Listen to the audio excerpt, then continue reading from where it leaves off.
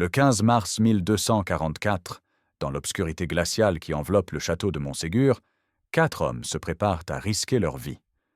Dehors, des milliers de croisés encerclent la forteresse depuis 9 mois. Demain, au lever du soleil, plus de 200 cathares monteront sur un bûcher géant. Mais cette nuit, Amiel-Écart, Hugo, Poitevin et Sabatier vont tenter l'impossible. Descendre les parois vertigineuses du Pog avec un trésor dont personne ne connaît la véritable nature, ces 4 parfaits cathares vont disparaître dans la montagne, emportant avec eux l'un des plus grands mystères de l'histoire. Au début du XIIIe siècle, le sud de la France connaît un bouleversement religieux majeur. Les cathares ne sont pas de simples hérétiques, leur doctrine représente une menace directe pour l'Église catholique. Ils croient en 2 dieux, un dieu du bien qui règne sur le monde spirituel et un dieu du mal qui a créé le monde matériel. Pour eux, notre univers entier est l'œuvre de Satan. Les corps humains sont des prisons où des âmes angéliques se retrouvent emprisonnées. Cette vision radicale attire des milliers de croyants en Occitanie. Les cathares vivent dans une austérité absolue. Leurs prêtres, appelés parfaits et parfaites, renoncent à toute possession matérielle, ne mangent ni viande ni produits animaux, et font vœu de chasteté perpétuelle. Ils travaillent de leurs mains comme tisserands, artisans, copistes de manuscrits religieux. Contrairement aux prêtres catholiques, souvent corrompus et vivant dans l'opulence, les parfaits incarnent une pureté qui séduit la population. L'Église cathare s'organise rapidement. 4 évêques siègent à Carcassonne, Albi, Toulouse et Agen. Des communautés entières embrassent cette foi nouvelle. Le comte Raymond, 6 de Toulouse lui-même, protège les cathares. Dans les châteaux occitans, les seigneurs et leurs familles se convertissent. C'est le cas de Raymond de Péreille, seigneur de Montségur, et de toute sa famille. En 1208, le pape Innocent III lance une croisade contre les cathares. C'est la première croisade dirigée contre des chrétiens sur le sol européen. Le nord de la France, sous la bannière de Simon de Montfort, envahit le Languedoc. Ce qui suit n'est qu'un massacre d'une brutalité inouïe. À Béziers, en 1209, les croisés tuent 22 000 personnes en une journée. Quand un soldat demande comment distinguer les cathares des catholiques, le légat du pape aurait répondu « Tuez-les tous, Dieu reconnaîtra les siens ». La guerre dure des décennies. Des villes entières sont détruites. Les châteaux tombent les uns après les autres. En 1229, le traité de Mauparis officialise la défaite du comte de Toulouse. L'Inquisition dominicaine s'installe dans la région. Les tribunaux religieux traquent les hérétiques avec une efficacité terrifiante. Les cathares sont brûlés vifs par centaines. Ceux qui échappent au bûcher se réfugient dans les forteresses les plus inaccessibles. Montségur devient alors le dernier bastion. Perché à 1207 mètres d'altitude sur un piton rocheux qu'on appelle le Pog, le château semble imprenable, ses murs dominent des falaises vertigineuses. Un seul chemin permet d'y accéder. Et encore faut-il être un montagnard aguerri pour l'emprunter. Raymond de Péreille a fait reconstruire la forteresse vers 1204, à la demande de l'évêque cathare de Mirepoix. Personne ne sait alors que Montségur deviendra le théâtre du dernier acte de la tragédie cathare. En 1232, Montségur devient officiellement le siège de l'église cathare. Plus de 500 personnes s'y entassent, parfaits et parfaites, croyants, soldats, familles entières. Un village s'est développé à l'intérieur des remparts. Les terrasses qui subsistent encore aujourd'hui témoignent de cette vie communautaire. Pierre Roger de Mirepoix, cousin de Raymond de Péreille, commande la garnison militaire. C'est un guerrier redoutable, un faïdite, ces nobles Occitans dépossédés de leurs terres par les croisés. La forteresse n'est pas qu'un refuge spirituel, c'est aussi un coffre-fort. L'Église cathare, bien que prônant la pauvreté individuelle, gère des fonds considérables. Ces réserves servent à acheter des matières premières pour les ateliers communautaires, à faire copier des manuscrits bibliques, à payer des passeurs et des protecteurs en ces temps dangereux. Des témoignages devant l'Inquisition mentionnent que le trésor de Montségur s'élèverait à 100 000 livres en or et en argent, une fortune colossale pour l'époque. Le château abrite aussi des documents précieux, les textes sacrés cathares, des traductions de la Bible en langue d'oc, des registres, car les cathares sont instruits. Ils ont leurs propres écoles, leurs propres écrits théologiques. Contrairement aux catholiques qui interdisent la lecture de la Bible au peuple, les cathares encouragent l'étude des Écritures.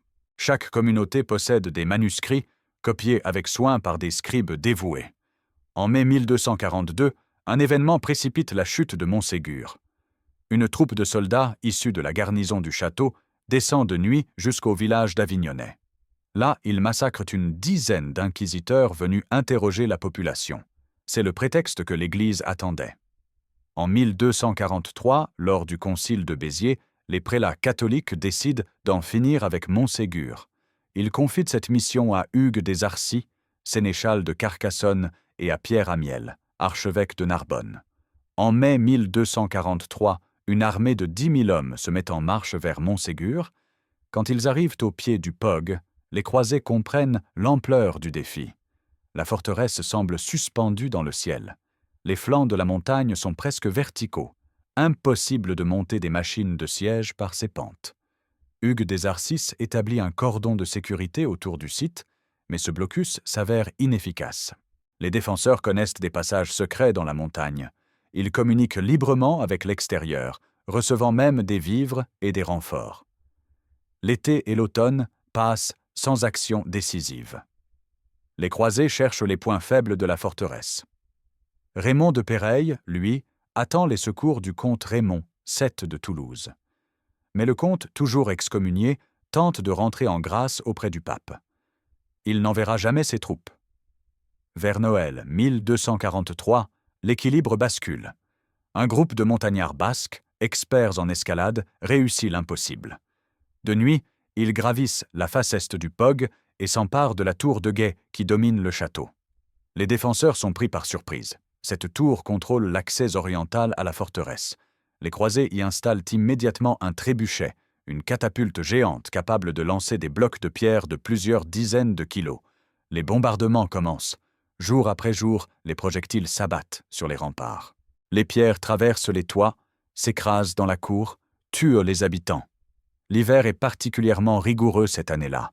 À plus de 1200 mètres d'altitude, le froid est mordant. La neige recouvre le Pog. Les vivres commencent à manquer. Les blessés s'accumulent.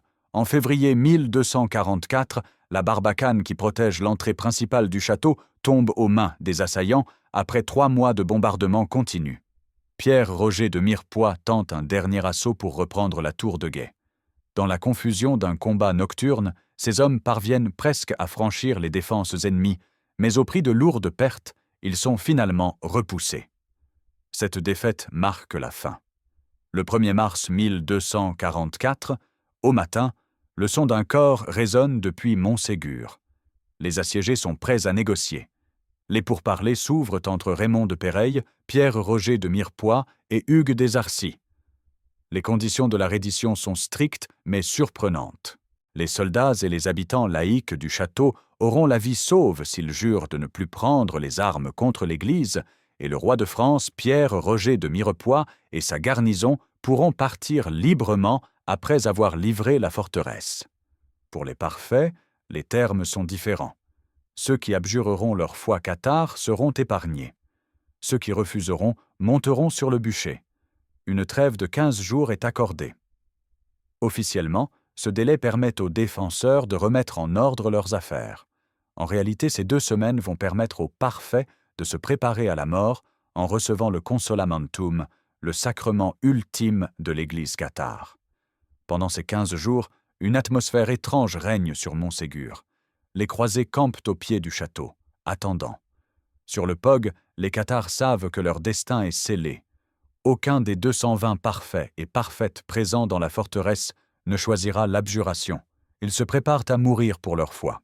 Le dimanche 13 mars, l'évêque cathare Bertrand Marty administre le consolamentum à tous ceux qui le demandent.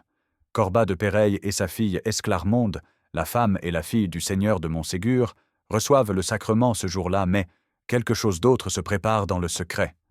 Avant Noël déjà, 2 hommes avaient quitté le château avec un chargement précieux. Selon le témoignage d'Humbert de Salles devant les inquisiteurs, Pierre Bonnet, diacre cathare de Toulouse, et un certain Matthieu était descendu de nuit avec de l'or, de l'argent et une grande quantité de monnaie. Ils avaient caché ce trésor dans une grotte du Sabartès, la région montagneuse autour de Tarascon-sur-Ariège.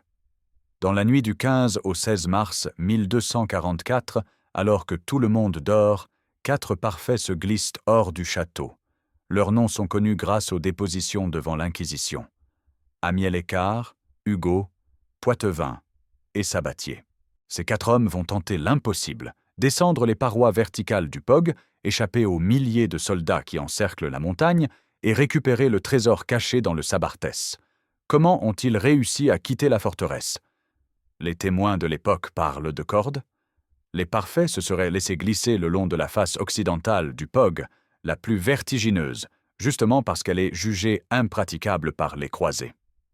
C'est une descente en rappel de plusieurs dizaines de mètres dans l'obscurité totale, sur une paroi glacée. Un faux mouvement et c'est la mort immédiate. Mais ces 4 hommes connaissent la montagne. Ils ont vécu des années à Montségur. Ils connaissent chaque faille, chaque passage secret. Ils parviennent au pied du Pog sans être repérés. De là, ils doivent encore traverser les lignes ennemies. Les croisés ont établi des postes de garde tout autour de la montagne. Dans la nuit froide de mars, ces sentinelles ne sont peut-être pas aussi vigilantes qu'elles devraient l'être. Ou alors, les 4 parfaits empruntent des chemins connus d'eux seuls, des sentiers de montagne invisibles pour qui ne les connaît pas. Ils passent par le col de Pierre, franchissent la montagne de l'Afro. Cette région est un labyrinthe de grottes, de gorges, de ravins. Le Sabartès compte plus de 50 cavernes naturelles. Certaines sont immenses, comme la grotte de Lombrive qui pourrait contenir une cathédrale. D'autres sont de simples failles dans la roche, accessibles seulement aux initiés. C'est dans l'une de ces grottes que Pierre Bonnet et Matthieu avaient caché le trésor 3 mois plus tôt. Les 4 parfaits récupèrent le chargement. Que contenait-il exactement?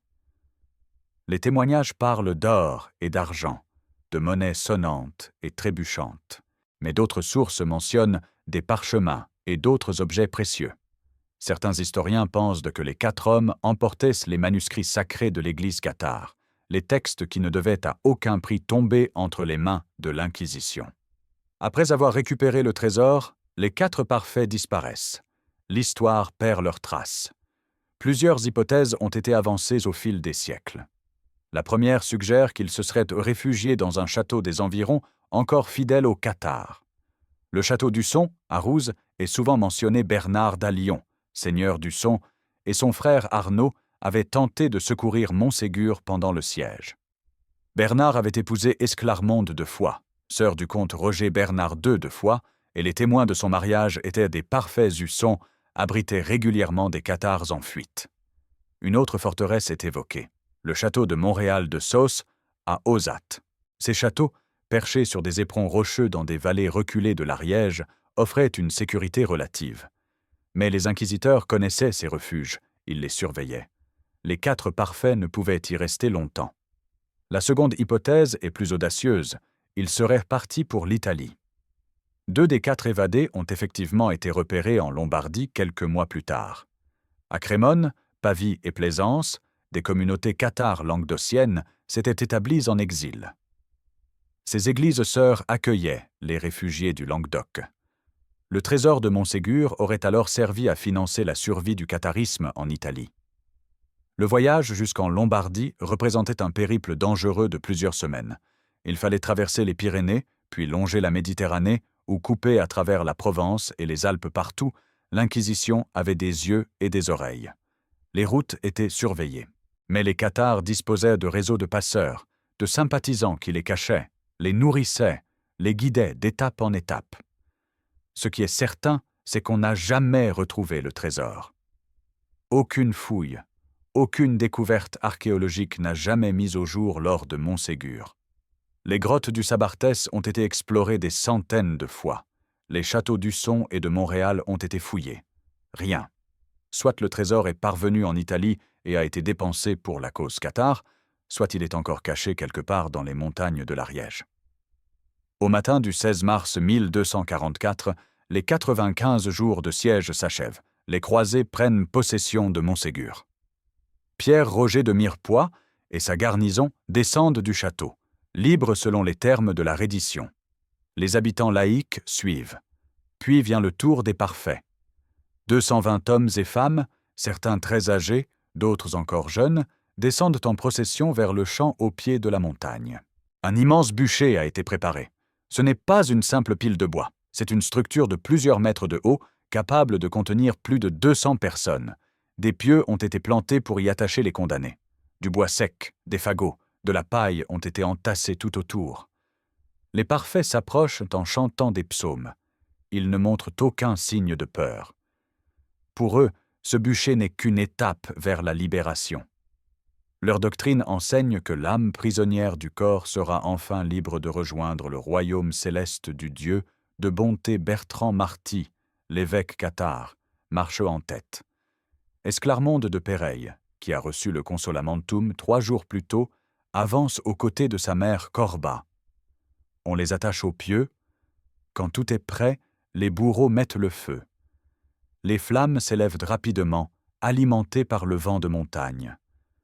L'odeur de chair brûlée se répand dans la vallée. Les croisés assistent au spectacle en silence. Cette exécution de masse marque la fin du catharisme organisé en Languedoc. Le lieu de ce massacre sera plus tard appelé le Prat dels Cremats, le champ des brûlés. Un monument y a été érigé au XXe siècle. La chute de Montségur ne signifie pas la mort immédiate du catharisme. D'autres forteresses résistent encore, notamment Quéribus, qui ne tombera qu'en 1255. Les 4 parfaits évadés de Montségur ont probablement continué leur mission. Ils ont administré le consolamentum aux derniers croyants, maintenu vivante la flamme de leur foi. En Lombardie, les communautés cathares subsistent jusqu'au début du XIVe siècle. Mais l'Inquisition ne relâche jamais sa pression. Les tribunaux religieux poursuivent méthodiquement la traque des hérétiques. Les bûchers continuent à brûler dans tout le Languedoc pendant des décennies. Le dernier parfait connu, Guillaume Bélibaste, sera brûlé à Villerouge-Termenès en 1321. Avec lui s'éteint le catharisme organisé. Pourtant, la mémoire des cathares ne disparaît pas. Dans les familles occitanes, on se transmet le souvenir de ces ancêtres qui ont choisi la mort plutôt que le reniement. Les grottes où ils se cachaient deviennent des lieux de mémoire. Les ruines de Montségur, réoccupées par une garnison royale qui y construit un nouveau château, restent un symbole. Pendant des siècles, l'histoire du trésor de Montségur reste confinée aux archives de l'Inquisition et aux chroniques médiévales. Puis, au XIXe siècle, un pasteur protestant nommé Napoléon Peyrat redécouvre l'histoire des cathares. Il publie des livres qui vont transformer un épisode historique en légende romantique. Peyrat est le premier à suggérer que le trésor de Montségur n'était pas qu'une simple réserve d'or et d'argent. Il avance l'idée que les cathares possédaient un objet mystique, un secret spirituel. D'autres auteurs vont plus loin et identifient ce trésor au Saint Graal, la coupe qui aurait recueilli le sang du Christ selon les légendes médiévales. Cette association entre cathares et Graal n'a aucun fondement historique. Les cathares rejetaient la matérialité. Ils n'auraient jamais vénéré un objet physique. Leur trésor était leur foi, leur texte sacré, leur communauté. Mais l'idée est séduisante. Elle va inspirer des dizaines de romans, d'essais ésotériques, de théories farfelues. Au début du XXe siècle, un ancien instituteur français nommé Antonin Gadal, reconverti dans le tourisme, développe la théorie du Graal cathare. Il dirige l'exploitation de la grotte de Lombrive en Ariège et affirme que le Graal y aurait été caché. Ses idées rencontrent un succès public considérable. En 1931, un jeune étudiant allemand arrive à Montségur. Il s'appelle Otto Wilhelm Rahn. Né en 1904, il a grandi bercé par les légendes du Graal et les opéras de Wagner. À l'université de Gießen, son professeur, le baron von Gall, l'a initié à l'histoire des cathares et au massacre de Montségur. Rahn a consacré sa thèse de philologie à établir un lien entre le roman médiéval Parzival de Wolfram von Eschenbach et les cathares. Rahn rencontre Antonin Gadal, qui devient son guide. Ensemble, ils explorent les grottes du Sabartès, les ruines de Montségur, les châteaux cathares. Rahn développe une théorie audacieuse. Le château de Montségur serait le Mont Salvat du roman de Parzival, le château où était gardé le Graal. Les Cathares en auraient été les gardiens. Les 4 parfaits évadés en mars 1244 auraient emporté le Graal avec eux. En 1933, Rane publie Kreuzzug gegen den Graal, Croisade contre le Graal. Le livre connaît un succès modeste, mais il attire l'attention d'un lecteur inattendu, Heinrich Himmler, le chef de la SS. Himmler est obsédé par l'occultisme, les mythes germaniques, les reliques mystiques. Il voit dans les théories de Rane une opportunité de prouver la supériorité spirituelle de la race aryenne. Un jour de 1933, Rane reçoit un télégramme étrange. Un admirateur de son livre lui propose 1000 Reichsmark par mois pour continuer ses recherches et écrire un second ouvrage. Rane, qui vit dans la misère, accepte le rendez-vous. Il découvre alors que son mécène n'est autre que Heinrich Himmler en personne. Himmler, qui peut réciter de mémoire de longs passages du livre de Rane, lui offre tout le financement nécessaire pour poursuivre ses expéditions. En échange, Rane doit rejoindre la SS. En 1936, il devient officiellement membre de la Schutzstaffel avec le grade de SS Unterscharführer. Voilà un intellectuel homosexuel, secrètement opposé au nazisme, portant l'uniforme noir de l'organisation la plus redoutée du Troisième Reich. Himmler a des plans grandioses. Il fait rénover le château de Wewelsburg en Westphalie pour en faire une sorte de Camelot SS, un centre spirituel où serait conservé le Graal et d'autres reliques mystiques. Une salle ronde y est aménagée avec 12 colonnes de pierre autour d'un centre où devrait trôner le Graal. Himmler commande même une table ronde pour compléter le décor arthurien. Rane retourne en France, explore l'Islande pour étudier les sagas nordiques, voyage en Italie. Il écrit un second livre, Lucifers Hofgesind, la cour de Lucifer, où il développe l'idée que Lucifer n'est pas le prince des ténèbres, mais un porteur de lumière, déformé par le christianisme. Le livre ne se vend pas mieux que le premier, mais dans les cercles ésotériques nazis, Rane devient une célébrité. Pourtant, Rane est profondément malheureux. Il déteste le nazisme. Il est horrifié par ce qu'il voit autour de lui. Son homosexualité, connue de Himmler qui ferme les yeux, devient un problème avec d'autres officiers SS. En 1937, après une altercation, il est envoyé en punition au camp de concentration de Dachau pour 3 mois de service de garde, histoire de l'endurcir. Ce qu'il voit à Dachau le traumatise. En février 1939, il écrit une lettre de démission à Himmler. On ne quitte pas la SS vivant. Le 13 mars 1939, son corps est retrouvé gelé dans un ravin près de Seul, en Autriche. Suicide officiel. Certains notent la date symbolique. Le 13 mars, jour anniversaire du dernier consolamentum administré à Montségur, en 1244, 3 jours avant le bûcher. Des rumeurs circulent immédiatement. Le corps retrouvé serait-il vraiment celui de Rane? Aucun certificat de décès officiel n'a été produit. Certains prétendent qu'il aurait simulé sa mort et se serait caché dans les cercles ésotériques qu'il avait toujours accueillis. D'autres affirment qu'il serait mort dans un accident de voiture en Iran en 1959 ou que Rudolf Rane, l'ambassadeur allemand en Italie décédé en 1975, et Otto Rane étaient la même personne. La mort de Rane n'arrête pas Himmler. En juin 1940, quand la France est occupée, on pourrait s'attendre à ce que les nazis se ruent sur Montségur pour récupérer le Graal étrangement. Himmler ne lance aucune expédition immédiate dans les Pyrénées.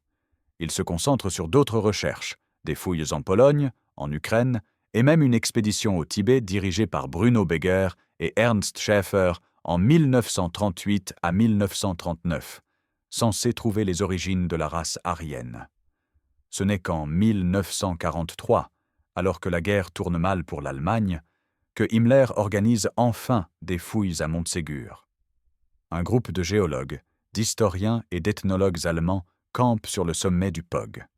Ils explorent les ruines du château, fouillent les grottes de la gorge de la Frauque. L'expédition dure jusqu'en novembre 1943 et reprend au printemps 1944. Qu'ont-ils trouvé? Personne ne le sait avec certitude. Aucun rapport officiel n'a jamais été publié. Les archives nazies sur ces expéditions ont été détruites ou sont restées secrètes. Certains auteurs, comme l'Américain Howard Buchner dans ses livres controversés, affirment qu'une relique aurait été découverte et transportée à Wewelsburg. D'autres parlent d'un grand cristal de quartz plutôt que d'une coupe. Rien de tout cela n'a jamais été prouvé. Une théorie particulièrement fantaisiste suggère qu'Otto Skorzeny, le célèbre commandant SS qui avait libéré Mussolini, aurait été envoyé récupérer le Graal à Montségur dans les derniers jours de la guerre. Ces histoires relèvent de la pure spéculation.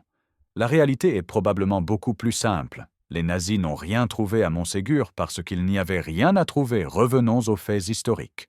Les dépositions devant l'Inquisition sont claires. Humbert de Salles, témoin oculaire, affirme que Pierre Bonnet et Matthieu sont partis à Noël 1243 avec de l'or, de l'argent et une grande quantité de monnaie. Il s'agissait de legs faits à l'église cathare, les donations des croyants accumulées pendant des décennies. Au sens médiéval du terme, un trésor désigne simplement une réserve de richesse. L'église cathare gérait des fonds importants pour financer ses activités.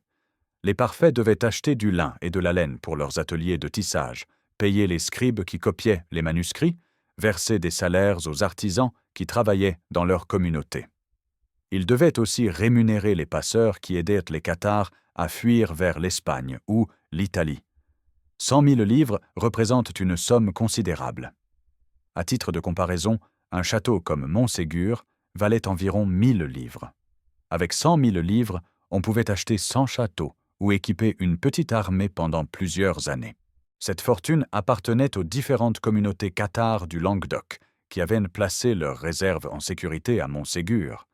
Les 4 parfaits évadés emportaient probablement aussi des documents. Les registres financiers de l'Église cathare devaient être sauvés pour que les dernières communautés en exil puissent récupérer leurs fonds. Les manuscrits sacrés étaient encore plus précieux. L'Inquisition brûlait systématiquement tous les textes cathares qu'elle trouvait. Aujourd'hui, il ne reste pratiquement aucun document cathare original. Presque tout ce que nous savons de leur doctrine vient des procès-verbaux de l'Inquisition, donc du point de vue de leurs ennemis. Si les 4 parfaits ont réussi à sauver des manuscrits, que sont-ils devenus? Certains ont peut-être survécu quelques décennies en Italie avant d'être détruits à leur tour. D'autres ont pu être cachés dans des grottes où ils se sont désintégrés avec le temps. Le parchemin et le vélin ne résistent pas bien à l'humidité des cavernes. Après 8 siècles, il ne resterait que de la poussière. Depuis les années 1950, Montségur a fait l'objet de fouilles archéologiques scientifiques. En 1956, Fernand Niel dirige les premières excavations méthodiques. Il met au jour les fondations du château cathare sous les ruines du château royal construit après 1244. Il découvre des céramiques, des armes, des objets de la vie quotidienne. Rien qui ressemble à un trésor. Les archéologues ont établi que le château actuel ne correspond pas exactement au château cathare. Après la reddition de 1244, les autorités royales ont rasé la forteresse hérétique et construit un nouveau château dont nous voyons aujourd'hui les ruines. L'architecture du château cathare reste donc en partie mystérieuse. Des fouilles ont été menées dans les grottes environnantes. La grotte de Lombrive, la plus vaste d'Europe avec ses 6 km de galeries, a été explorée de fond en comble. On y a trouvé des traces d'occupation humaine remontant à la préhistoire, des inscriptions médiévales sur les parois, mais aucun trésor. Antonin Gadal prétendait que certaines salles avaient servi de temple secret au Cathare. Les archéologues n'ont trouvé aucune preuve de telles utilisations. La grotte d'Ornolac, la grotte de Fontanet, celle de Bédélac, ont toutes été visitées par les chercheurs de trésors au fil des décennies. Certaines légendes locales parlent de salles fermées par des éboulements, de galeries inexplorées où dormirait l'or de Montségur. Des spéléologues professionnels ont cartographié ces réseaux souterrains. Ils n'ont rien découvert d'extraordinaire. En 1973, un trésor monétaire a été découvert fortuitement dans les Corbières. Des pièces d'or datant du XIIIe siècle ont été retrouvées dans une cache. Certains ont voulu y voir une partie du trésor de Montségur. L'analyse numismatique a montré qu'il s'agissait d'une réserve locale sans lien avec les cathares. Revenons aux 4 parfaits. Les sources historiques confirment qu'au moins 2 d'entre eux ont atteint la Lombardie. Des actes notariés mentionnent la présence d'Amiel Aïkar à Crémone en 1245 Il y administre le consolamentum à des croyants occitans réfugiés. Cela signifie que moins d'un an après l'évasion de Montségur, il est actif en Italie du Nord. La Lombardie abritait depuis longtemps des communautés cathares. Les Italiens appelaient en cette hérésie pataria ou patarisme. Des évêchés cathares existaient à Milan, Florence, Vicence, Trévise, Mantoue et dans d'autres cités. Ces églises entretenaient des liens étroits avec leurs homologues languedociennes. Des parfaits italiens s'étaient rendus dans le midi de la France, et inversement. Après 1209, quand la croisade contre les Albigeois commence, beaucoup de cathares languedociens fuient vers l'Italie. Ils emportent avec eux des fonds, des manuscrits, des reliques. Les communautés italiennes les accueillent et les soutiennent. Des quartiers entiers de certaines villes lombardes sont peuplés de réfugiés occitans. L'argent de Montségur a probablement servi à financer ces communautés en exil. Les parfaits devaient pouvoir vivre sans travailler puisque leurs règles religieuses leur interdisaient le commerce et certaines activités lucratives. Les croyants les soutenaient, mais les temps étaient durs. Les fonds évacués de Montségur permettaient de subvenir aux besoins des derniers parfaits et de maintenir une structure ecclésiastique minimale. L'Inquisition arrive en Lombardie dans les années 1250. Le pape Innocent IV charge les dominicains de traquer l'hérésie dans le nord de l'Italie. Les bûchers s'allument à Milan, Vérone, Brescia. Les cathares se réfugient dans des régions plus reculées, dans les Alpes, en Bosnie, où ils trouveront un dernier refuge jusqu'au XIVe siècle. Les registres de l'Inquisition lombarde ont conservé des centaines de noms de cathares occitans exilés. On y trouve des membres des grandes familles hérétiques du Languedoc, des Agnortes, des Morandes, des Huneaux de Lanta. Certains de ces réfugiés étaient riches, d'autres vivaient dans la pauvreté. Tous maintenaient leur foi malgré la persécution. En France, après la chute de Montségur, le catharisme survit dans la clandestinité. Des parfaits se cachent dans des fermes isolées, dans des bergeries de montagne, ils se déplacent de nuit, administrent les sacrements en secret. L'Inquisition de Jacques Fournier, évêque de Pamiers de 1318 à 1325, nous a laissé un registre exceptionnel. Plus de 5000 pages de dépositions de suspects. Ce registre, traduit et publié par l'historien Emmanuel Leroy-Ladurie sous le titre Montaillou, village occitan, nous révèle la persistance du catharisme dans les Pyrénées ariégeoises 70 ans après Montségur. Le village de Montaillou, perché à 1200 mètres d'altitude, abrite une communauté où presque tous les habitants sont cathares ou sympathisants. Pierre Clergue, le curé catholique du village, est en réalité un protecteur des hérétiques. Il utilise sa position pour couvrir les parfaits qui passent par Montaillou. Les familles Clergue et Maury dominent le village et organisent un réseau de soutien aux derniers cathares. Des parfaits viennent administrer le consolamentum aux mourants. Des croyants traversent les Pyrénées pour rencontrer les parfaits réfugiés en Catalogne. Guillaume Bélibaste est le dernier parfait connu, né vers 1280. Il devient parfait après avoir tué un berger dans une rixe et fuit la justice. Il se réfugie en Catalogne, où subsiste une petite communauté cathare. Pendant une vingtaine d'années, il vit caché, tissant de la toile, administrant les sacrements aux rares croyants qui viennent le voir. En 1321, un traître infiltre le groupe. Arnaud Sicre, dont la mère a été brûlée comme hérétique, s'est mis au service de l'Inquisition. Il gagne la confiance de Bélibaste et le convainc de revenir en France sous prétexte qu'un riche croyant veut recevoir le consolamentum. Le 16 août 1321, Bélibaste franchit la frontière et tombe dans le piège. Il est immédiatement arrêté.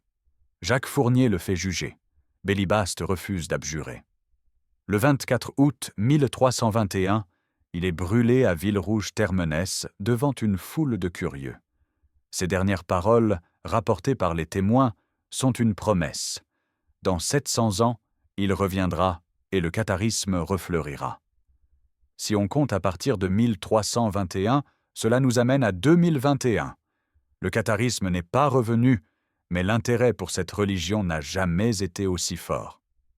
Aujourd'hui, Montségur attire des milliers de visiteurs chaque année. Certains viennent pour l'histoire, d'autres pour le mystère.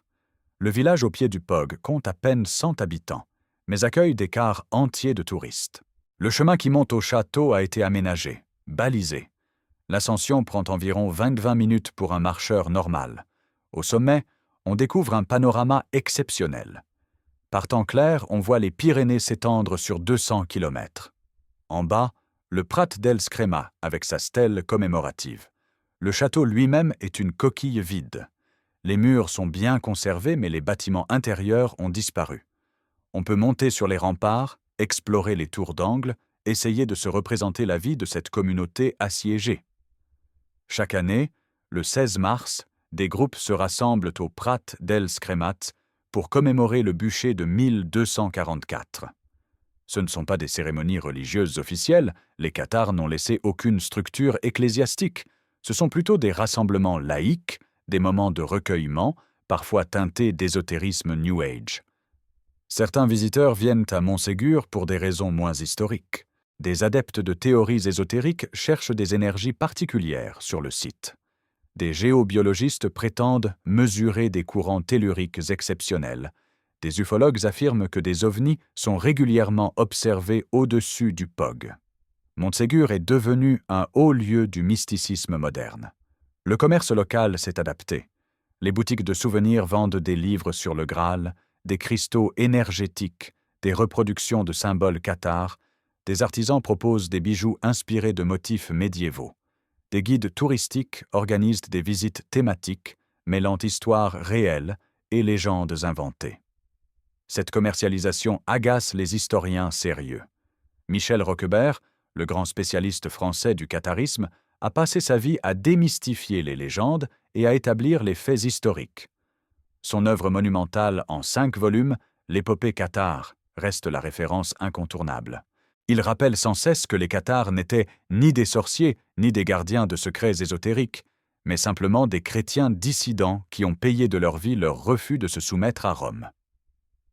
Le Sabartès compte effectivement des dizaines de grottes qui ont servi de refuge aux cathares. Certaines ont livré des preuves archéologiques de leur occupation médiévale. La grotte du Bouane, près de Kié, contenait des ossements humains et des objets datant du XIIIe siècle. La grotte de Fontanet conserve des inscriptions gravées par des fugitifs, mais lesquelles de ces grottes auraient pu servir de cache au trésor de Montségur? Les 4 parfaits connaissaient la région. Ils avaient eu 3 mois, entre décembre 1243 et mars 1244, pour choisir une cachette sûre. Pierre Bonnet et Mathieu, qui avaient évacué le premier chargement à Noël, avaient déjà repéré l'endroit. La logique voudrait que ce soit une grotte accessible mais pas évidente.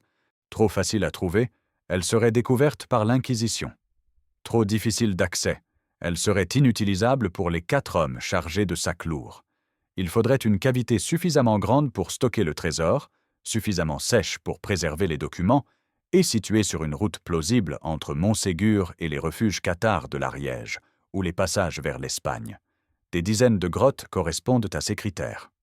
La grotte de Lombrive est la plus vaste, mais aussi la plus connue. Elle a servi de refuge à de nombreux cathares pendant la croisade. Trop de monde y passait pour qu'un trésor y soit en sécurité. La grotte de la Cigalaire, près de Tarascon, est plus secrète. Son entrée est dissimulée dans une falaise. Il faut connaître son emplacement pour la trouver. La grotte du Caire, sur le flanc du massif de Soudour, offre un autre candidat possible. Son réseau complexe de galeries pourrait dissimuler des cachettes.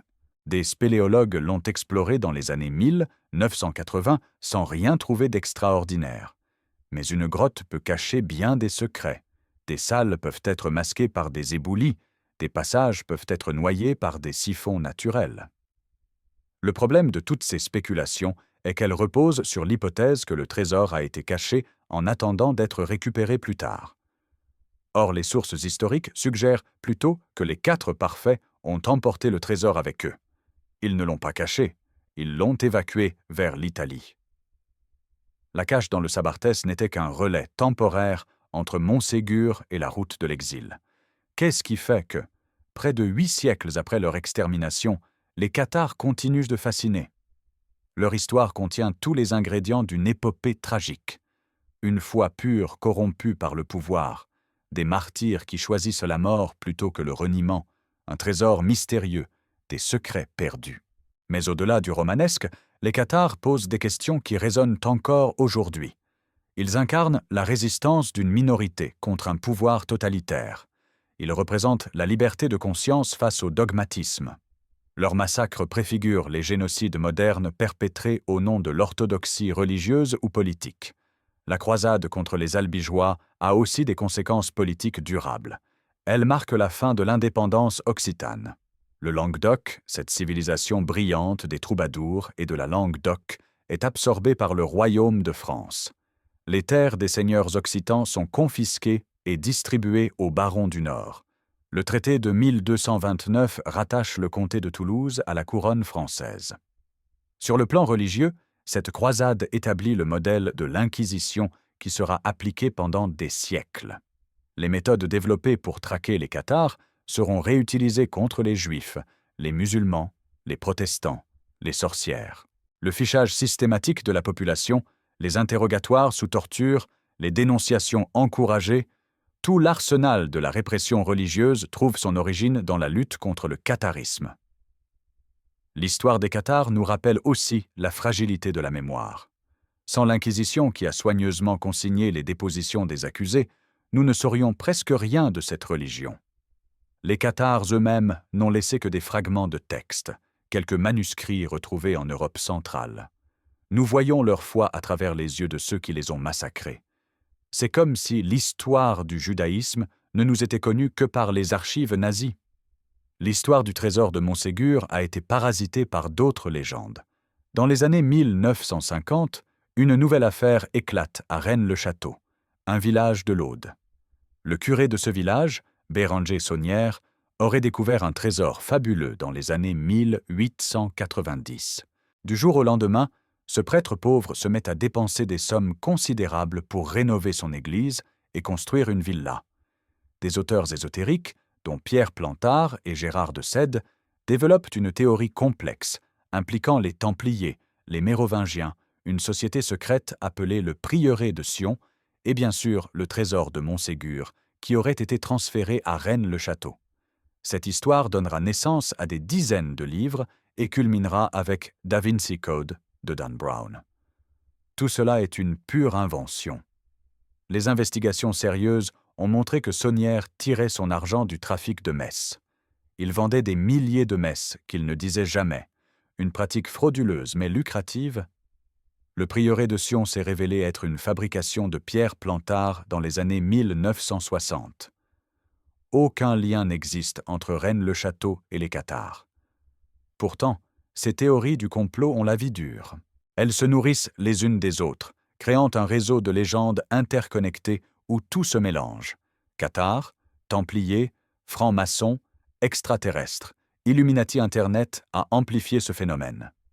Des sites web entiers sont consacrés à démontrer que le Graal serait caché dans tel château, que les Cathares possédaient une technologie avancée, que Montségur était un observatoire astronomique aligné sur les étoiles.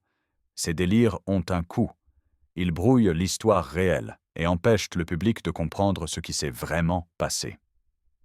Les Cathares deviennent des personnages de fantasy plutôt que des êtres humains qui ont vécu et souffert. Leur martyre est transformé en accessoire d'un jeu de rôle ésotérique. Revenons une dernière fois aux faits établis. Nous savons que Pierre Bonnet et Mathieu sont partis avec le trésor à Noël 1243.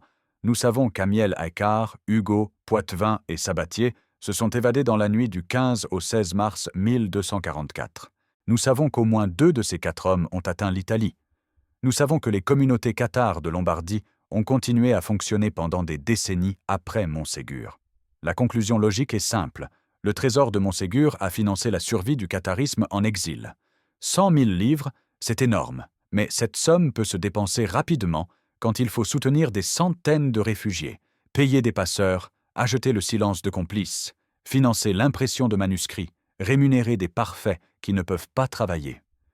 En 50 ans, entre 1244 et la fin du XIIIe siècle, le trésor s'est probablement épuisé.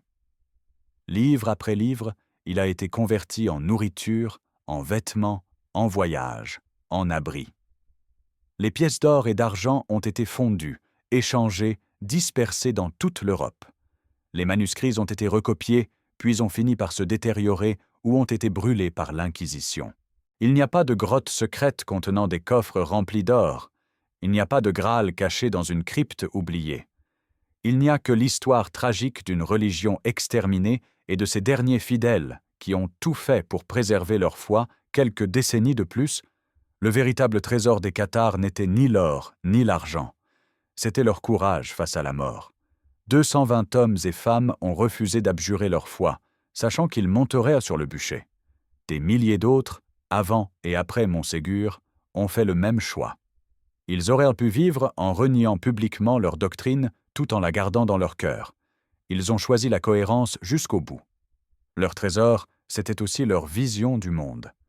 Ils croyaient en un Dieu de bonté, en la possibilité de transcender ce monde matériel imparfait, en une forme de pureté spirituelle accessible par l'effort personnel. Leur doctrine était peut-être erronée selon les critères théologiques modernes, mais elle offrait à ces croyants une explication cohérente de l'existence du mal et de la souffrance. Leur trésor, c'était enfin leur communauté. Les parfaits et les croyants formaient une société alternative où l'égalité entre hommes et femmes était plus avancée que dans le reste de l'Europe médiévale. Les parfaites exerçaient un ministère religieux, chose impensable dans l'Église catholique. Les croyants se soutenaient mutuellement dans un réseau de solidarité qui a permis au catharisme de survivre 70 ans après Montségur. Ce sont ces trésors-là que les 4 parfaits évadés ont vraiment emportés dans la nuit du 16 mars 1244. Pas des sacs d'or, mais l'espoir de maintenir vivante une flamme spirituelle, ils ont réussi pendant quelques décennies. Puis cette flamme s'est éteinte, consumée par la persécution implacable de l'Inquisition. Aujourd'hui, il ne reste que des ruines, des documents judiciaires et les questions que nous continuons de nous poser. Où sont allés ces 4 hommes? Qu'ont-ils fait du trésor? Ont-ils réussi à sauver les manuscrits sacrés? Nous ne le saurons probablement jamais avec certitude. Et peut-être est-ce mieux ainsi. Le mystère préserve la mémoire des Cathares mieux que n'importe quelle révélation banale ne pourrait le faire.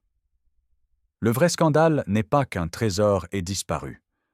Le vrai scandale est qu'au nom de l'orthodoxie religieuse, des milliers de personnes ont été massacrées. Une civilisation a été écrasée. Une langue et une culture ont failli disparaître. Ce sont ces victimes qu'il faut se rappeler quand on visite Montségur, pas les fantasmes sur le Graal ou les expéditions nazies. Les 4 parfaits qui sont descendus du Pog dans l'obscurité de mars 1244 étaient des hommes ordinaires confrontés à une situation extraordinaire. Ils ont risqué leur vie pour sauver ce qu'ils pouvaient de leur Église mourante. Qu'ils aient réussi ou échoué importe finalement peu. Ce qui compte, c'est qu'ils ont essayé, et 800 ans plus tard, nous parlons encore d'eux.